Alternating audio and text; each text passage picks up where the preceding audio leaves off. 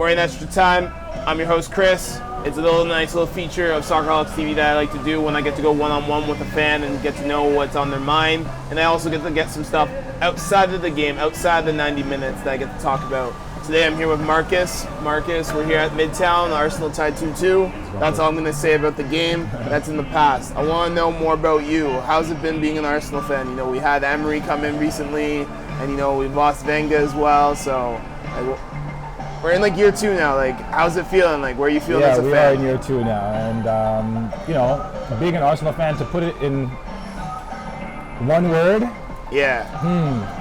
One word. Let's see. You don't got one word, man. We got time, man. A little bit of time. It's extra time, man. So I'd say for me, it's probably taken a few years off my life easily. I can see it in the beard and the hair, but it's okay. Right, it's okay. You can see the gray hairs coming in. Yeah. It's been a rough one, to be honest. I mean, things started out great. You know, you have your rosy period with the Thierry Henry era, the Bergkamp era, and whatnot.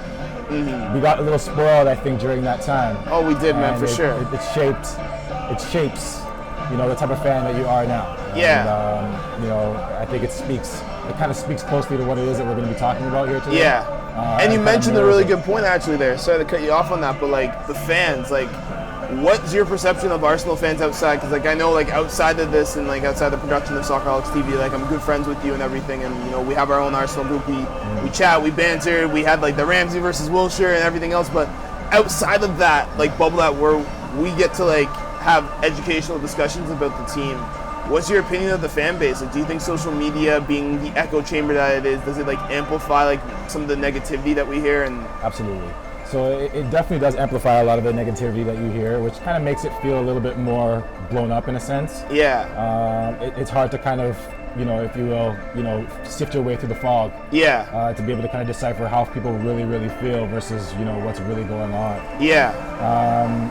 I think with that, it's also a catch-22 in the sense that it's good as well too, because you can really hear how people are feeling. Yeah. It gives people a voice of being able to kind of get it off their chest, release it, and kind of carry forward. Mm-hmm. So with regards to toxicity, it's hard to really say where we are right now as a fan base. I feel like, again, we're in a transitional period. Yeah. So you have those fans that are kind of patient, like myself right now. I'm waiting. I want to give Emery his time. I want to give him his time with the signings that he's made. Yeah. I want to see what he's going to put together here and see if it's going to make sense before I, you know, jump down his throat or jump down the team's throat and try and figure out ways that I want to now go about bashing them, you know, or talking negatively about them. Yeah. Right? So we've got to give it time. And I feel like, you know, time is going to be the telling tale is what goes on here with this club.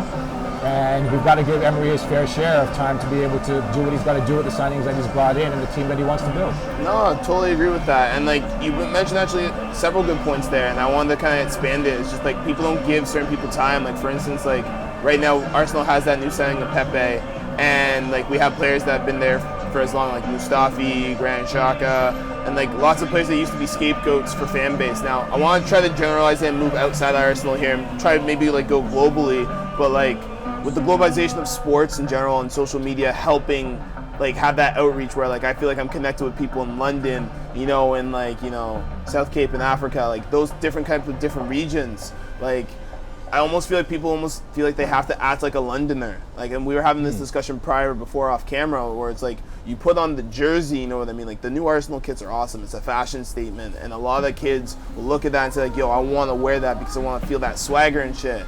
But at the same time, I almost feel like they have to be like this negative, uproarish, kind of like call people out. Like I was staying beside some fans today, and they were just chirping Granit Xhaka, and like when Xhaka was doing something good, he's just like, yeah, that was a good ball. But like when Granit Xhaka was doing shit, like when he gave up the penalty, pretty much everyone was cussing them out, and like I feel that's kind of a bit harsh. We gotta be careful when we say that, right? We gotta be careful when we say like acting like a Londoner, because you kind of. It feels like you can kind of put it into a negative connotation, but you don't want to do that, right? Exactly. Right. So that's the thing, you know, with globalization, yeah, you know, it makes what was once a community that you never thought you'd be able to reach a now smaller knit community. It feels like that person's just right there at that light. You know what I mean? So it allows for you to be able to have that connection. It allows for you to be able to have that voice. It gives you to have that reach. Yeah. That makes it seem that much more amplified. You know what I mean? So, you know, again, it's like right now for our club specifically. Yeah. And globalization, with our new Puma deal, our new Adidas deal. Puma's still sick though, still. Puma's still sick, but I gotta say the Three Stripes is doing it right. I gotta give their dues too. Yeah, you can see that they're definitely pushing towards, you know, a certain type of branding. You know, with regards to how we're supposed to feel in this kit, how we're supposed to look in it, what it's supposed to represent, what that badge represents, what it means. We're trying to change, the heritage of the culture. Exactly. Of that right now, and it's very apparent. Yeah. Right? So, you know, I'm not sure exactly the way the club wants to do it right now and what type of we're still trying to figure out what lane they're moving into and where they want to go with it. Oh, okay, no, I totally agree. Now, I have one or two questions on that. Like, what's your take exactly on like how you see like the branding it is? Like, have you ever like encountered like, it's tough to say this, but like, have you ever encountered like a negative Arsenal fan? Like a person that, you know, like played maybe FIFA or PES, just basically recited all the stats, you know, like quickly read an article. Like I remember last season I had a lot of discussions with you with the people that brought up like Ozil's wage a lot and saying like Ozil used to be this, but Ozil's getting paid this much, which means this equals that he's shit. Now I mentioned the reason why Ozil's still in the squad, for instance, is due to that commercial like branding. Like Ozil's brand brings much more value to Arsenal, similar to like when you look at Pogba over at United. Pogba brings an additional commercial value to Manchester United. So if United or Arsenal were to sell those two players, they'd be losing an outreach, which helps with that global expansion of, you know, building the club. Even though both clubs have their own respective history, like, what's your take on that? Like, should clubs really keep players such as Ozil or Pogba? I guess is what I'm trying to say, to like have that outreach, especially if they're not playing, or should they be like the football should do the talking? I feel like the football should do the talking, personally. I mean, that's the kind of school that I come from. And I believe that, you know, produce on the pitch, and that speaks your language for you. That speaks to any language in the world without having to break down any language barriers. So, you know, the football, it has to be what it is.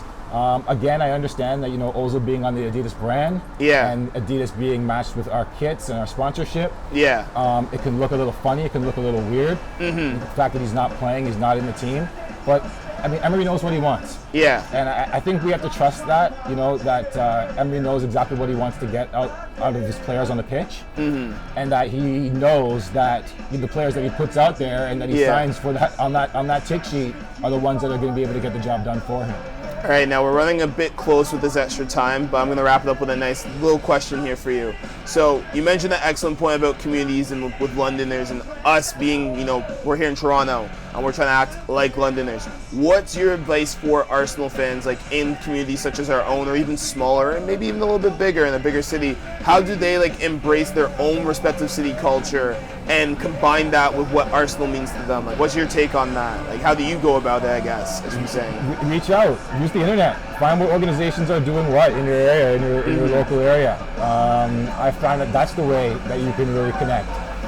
Stay close to people like what we have with our group chats and whatnot, and allow us to be able to kind of just get those frustrating things off our chest sometimes. You know, it's great to just have that outlet, to just be able to quickly make a text and just get rid of it. You know what I mean? No, I agree. That's a great way to stay connected. And you know, like I said, in joining groups, you know, that are in your area, like Facebook groups and different types of groups like that can allow you to be able to stay connected to the club.